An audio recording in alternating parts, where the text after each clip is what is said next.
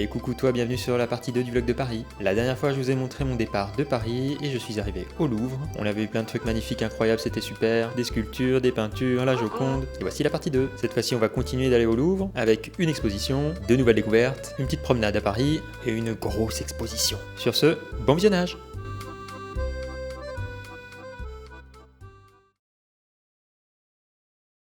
Et après avoir visité une petite partie des antiquités égyptiennes, j'ai pu aussi découvrir une exposition temporaire qui s'appelle Louvre Couture. Et donc, pour la première fois de son histoire, le Louvre accueille une exposition entièrement consacrée à la mode du 24 janvier au 21 juillet 2025. Le musée met en regard ses trésors issus de l'art classique avec les créations des plus grands couturiers et des jeunes talents prometteurs. Cette exposition est au département des objets d'art et donc sur 9000 m².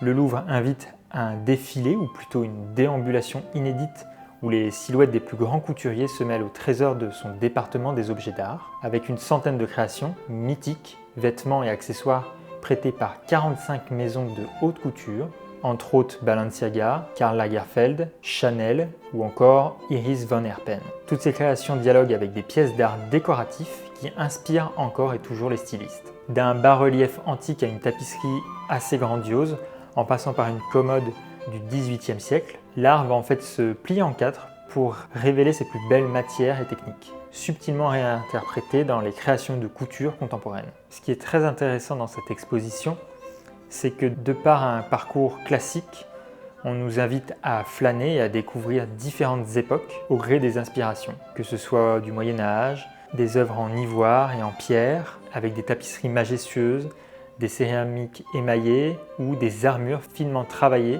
On peut aussi y voir des tenues d'Alexander McQueen, Chanel, Dior, Givenchy, Louis Vuitton, mais encore bien d'autres. C'est évidemment un événement incontournable pour les amateurs d'art et de mode. Ce sont des pièces marquantes de l'histoire de la mode contemporaine qui s'étalent des années 1960 à nos jours. Elles entrent aussi en résonance avec les chefs-d'œuvre historiques. On découvre comment la broderie d'un tailleur contemporain peut évoquer la magnificence d'un meuble boule ou comment le drapé d'une robe en soie peut s'inspirer des plis sculptés d'une statue médiévale. Et finalement, cette démarche à la fois savante et poétique illustre de la manière dont l'art et la mode s'enrichissent mutuellement depuis des siècles. Ce qui est très paradoxal, c'est que le musée du Louvre ne détient que très peu de pièces textiles à proprement parler, à l'exception d'exceptionnels manteaux de l'ordre du Saint-Esprit. Et donc c'est une grande première pour le Louvre qui finalement peut exposer des pièces de haute couture dans le département des arts décoratifs. La mise en scène conçue par Nathalie Crinière, qui est renommée pour ses expositions au musée des arts décoratifs et sa collaboration à la galerie Dior, elle fait dialoguer les pièces de mode avec des artefacts très rares et l'approche est chronologique, mais rien n'empêche d'explorer l'exposition dans l'ordre qui vous inspire. Bien plus qu'une simple exposition de mode, Louvre Couture se permet d'interroger l'histoire de l'art et de la mode en soulignant leurs multiples correspondances, qu'il s'agisse de l'usage de certains motifs, du recours à des savoir-faire ancestraux ou d'une même quête de beauté. Les organisateurs insistent aussi sur la notion de moodboard, ce panneau d'inspiration que tout créateur de mode exploite en amont d'une nouvelle collection. Au Louvre, ce moodboard se déploie à l'échelle d'un département entier, révélant combien les meubles, les tapisseries, les pièces d'orfèvrerie ou les sculptures anciennes ont nourri la créativité des couturiers. Depuis plusieurs décennies, de grands stylistes parcourent les collections du Louvre, feuillettent ses catalogues ou consultent ses archives visuelles à la recherche d'idées. De la forme d'un vase antique à la marqueterie d'un cabinet Renaissance, rien n'échappe à leur regard aiguisé. Et si la mode semble souvent dicter un tempo rapide, alternant show saisonnier et innovation technique, elle s'ancre néanmoins dans la lente et profonde sédimentation des styles. Les œuvres présentées dans cette exposition témoignent de cette fusion créative entre passé et présent, dans un dialogue où chaque détail compte. Je trouve que mêler architecture, décoration et mode, c'est quelque chose qui fonctionne très bien. Moi qui adore la décoration et la mode, j'ai trouvé cette exposition incroyable. Je crois que le mot incroyable, je vais le dire souvent.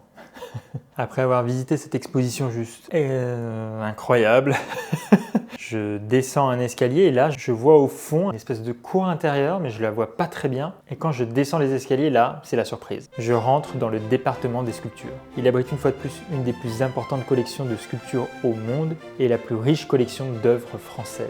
En tout, sont présentées plus de 2000 œuvres dans 67 salles réparties autour de 2 cours, de donc 8500 m² au total. Et finalement, la cour que j'ai découverte, c'est la cour Marly, de l'aile Richelieu. Les œuvres qui sont présentées dans la cour sont des sculptures françaises, tandis que la sculpture italienne, espagnole, ainsi que celle des écoles du Nord est exposée dans l'aile Dénon au rez-de-chaussée. Parmi les artistes exposés, on remarque Jean Goujon, Pierre Puget, François Rude, Donatello, Michel-Ange ou encore Antonio Canova. Bon, sortons de ce musée parce que là, ça fait 3 heures que je suis dans le musée. Il est plus de 13 heures. Et j'ai super faim en fait. Donc je vais aller manger un bout. Et j'avais regardé un tout petit peu avant, c'est que dans la rue de Rivoli, il y a un endroit pour aller se restaurer. Il y a un endroit où j'ai voulu me restaurer qui s'appelle le Happy Café. C'est vraiment un tout petit espace où tu peux acheter des croissants, de la pâtisserie, des sandwichs et tu peux manger un petit peu à l'extérieur. Et c'est vraiment tout petit. Et j'ai vu un sandwich croissant bizarre. Je suis à Paris. Je ne peux pas acheter, j'ai vraiment fait le touriste en fait. C'est un espèce de croissant avec à l'intérieur comme si c'était un sandwich jambon-beurre. En fait c'est un sandwich jambon-beurre mais avec un croissant à la place du sandwich. Je me suis dit ça doit être dégueulasse quand même. Un croissant avec du jambon et du beurre. Bah j'ai goûté Et du coup j'ai acheté tout ça avec un petit tiramisu et je me suis posé au jardin des Tuileries. Voilà à quoi ressemble mon croissant jambon-beurre. Là comme ça on dirait que ça a l'air pas très bon. Allez on goûte. Alors, verdict? C'était pas si mal, C'est très bon même. Parce que du coup, il me l'a fait chauffer. Donc, je pense que si c'était froid, ce serait pas très bon. Mais là, franchement, c'était bon.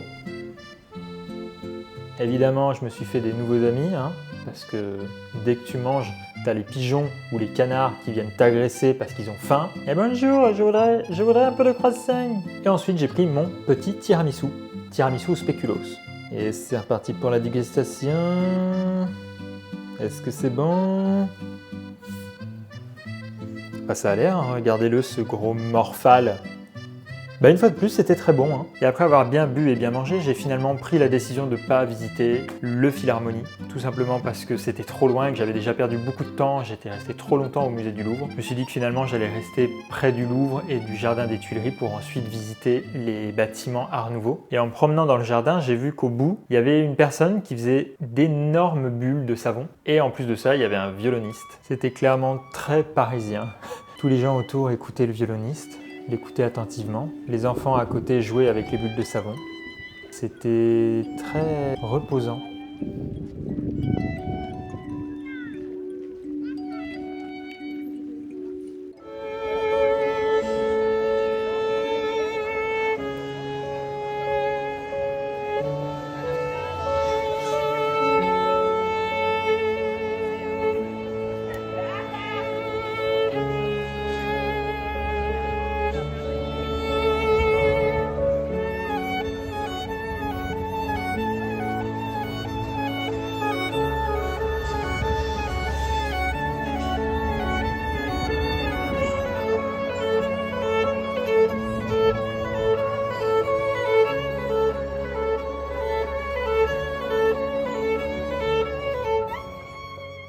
Et après cette petite pause, j'ai enfin pu visiter la ville de Paris, tout simplement. Je me suis un peu promené un peu partout. Et évidemment, qu'est-ce que je vois à chaque fois dans les alentours?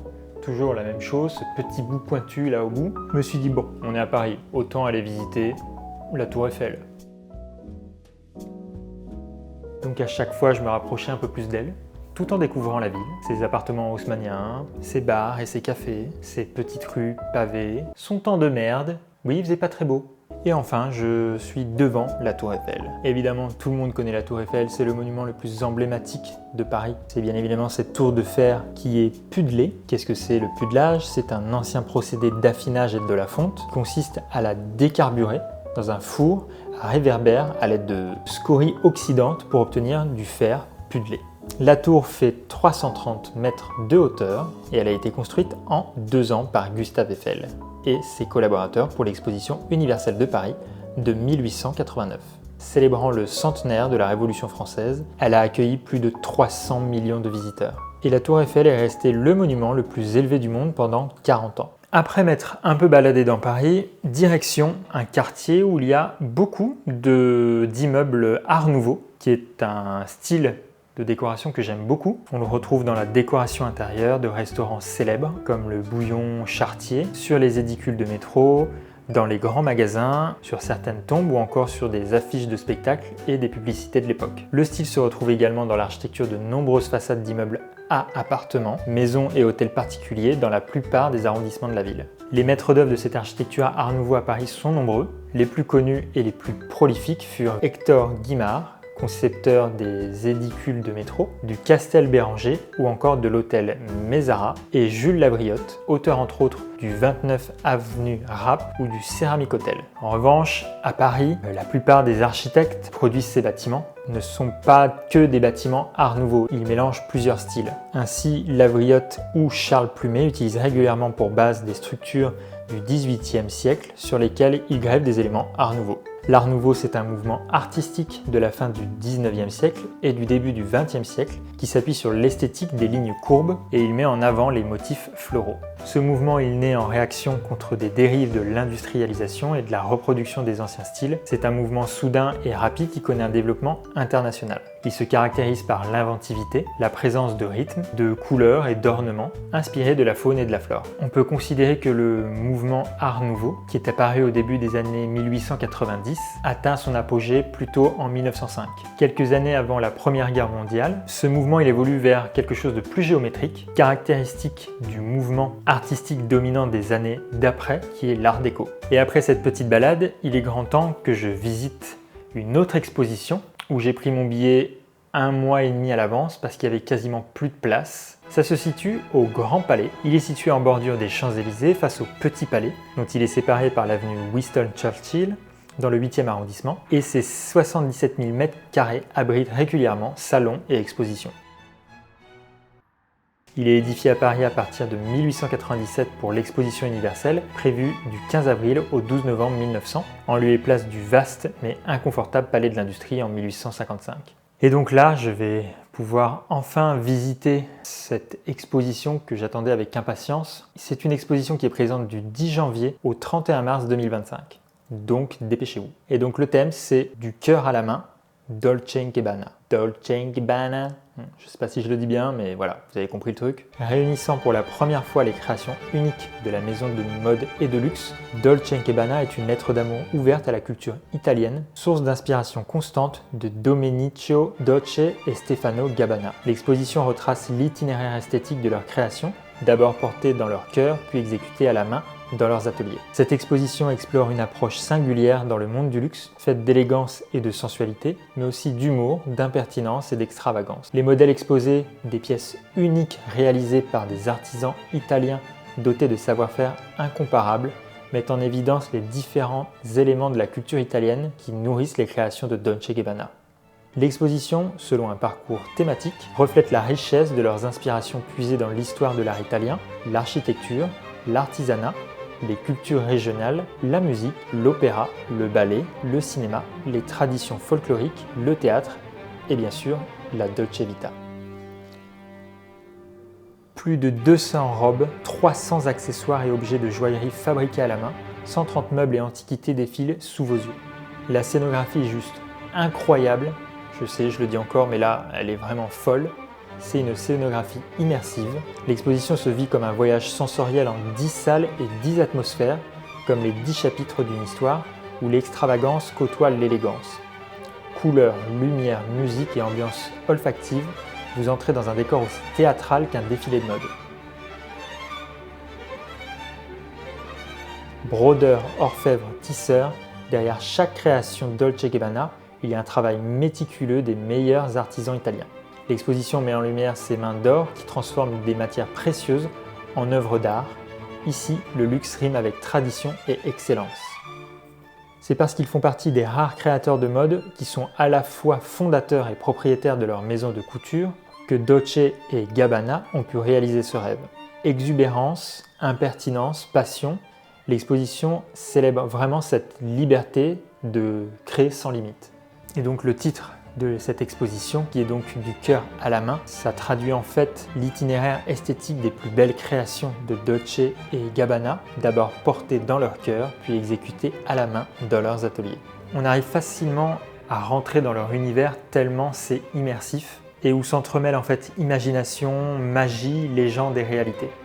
C'est très coloré, très exubérant, les différentes salles sont tellement différentes et uniques qu'on rentre dans un nouvel univers à chaque fois.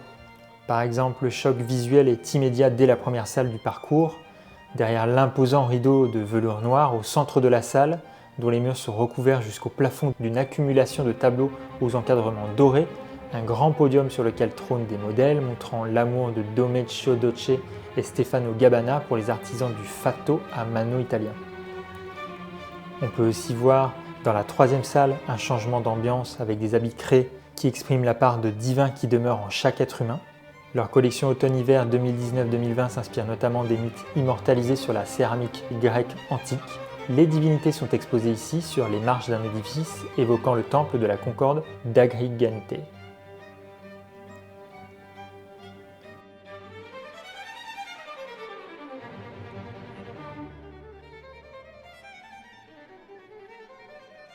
On peut aussi apercevoir une salle avec un véritable choc coloristique, avec ses carreaux aux tonalités vives et géométriques peintes à la main. Les créateurs sont proches de la Sicile, terre de tradition ancestrale maintenue jusqu'à aujourd'hui. On retrouve l'exubérance de leurs motifs réinterprétés sur les robes et sur les chars siciliens qui figuraient dans les processions et les cérémonies de mariage. Un autre exemple d'une nouvelle salle, plutôt baroque et très blanche, avec l'aspect sculptural de ses vêtements et l'exubérance de ses ouvrages en stuc, décoration intérieure et mode se rejoignent dans cette salle. Éloge du baroque blanc.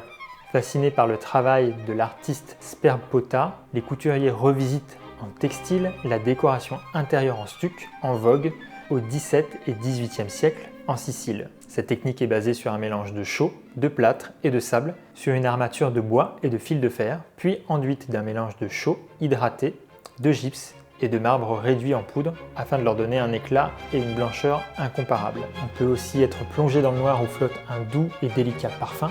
Dans de nombreuses créations, un motif de cœur sacré brille, attirant l'attention par son éclat, qu'il soit brodé sur les vêtements ou sculpté en métal. Leur création, œuvre d'art à porter, représente cette quête d'excellence qui unit artisans et créateurs. Sous la protection du cœur sacré d'un autel, les modèles étincelants d'or évoquent la fusion du sacré et du sensuel, caractéristique de la théâtralité baroque. Et enfin, on peut aussi découvrir les ateliers qui constituent un moteur essentiel pour les collections, à la fois laboratoire de recherche à la pointe du progrès et gardien des techniques artisanales traditionnelles, ils sont le sanctuaire de la maison de couture. C'est là que les idées et les dessins des couturiers prennent forme, interprétés par les maîtres artisans.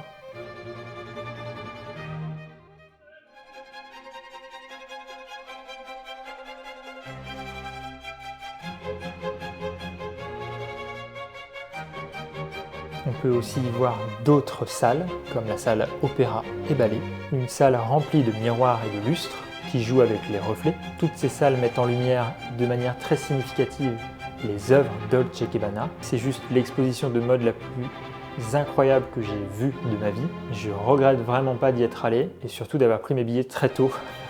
Si vous êtes fan de mode, je vous encourage à y aller parce que c'est vraiment une mine d'or pour tous ceux qui aiment la mode.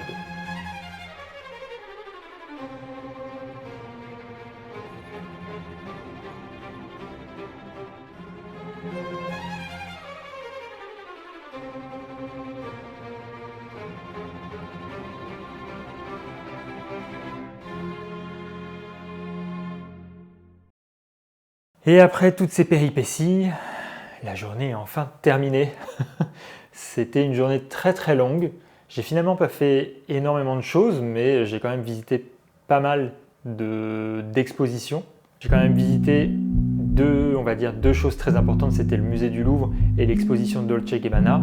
Pour le reste, j'ai surtout visité un petit peu Paris. Et j'espère refaire ce genre de voyage, parce que c'est vrai qu'en une journée, t'as pas le temps de faire grand chose. mais j'ai adoré visiter Paris et évidemment je ferai sûrement d'autres vlogs sur Paris.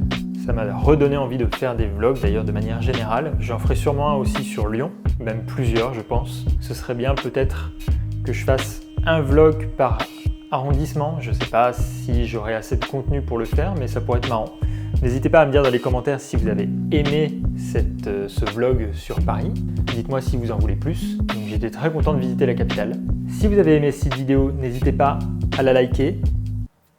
Je sais pas ce que je fais là. Oh! J'ai remarqué que je faisais souvent des prises de karaté dans les vidéos. Alors que pourtant j'ai jamais fait de karaté. Je crève les yeux. Il y a un escargot. Je crois qu'on va terminer là-dessus. Un vlog de Paris où on termine avec un escargot. Si la vidéo vous a plu, n'hésitez pas à vous abonner aussi à la chaîne. Ça me soutient énormément. N'hésitez pas à commenter si vous avez des choses à raconter sur vos voyages à Paris. Et sur ce, moi je vous dis à bientôt pour peut-être un nouveau vlog et une nouvelle vidéo. Ciao!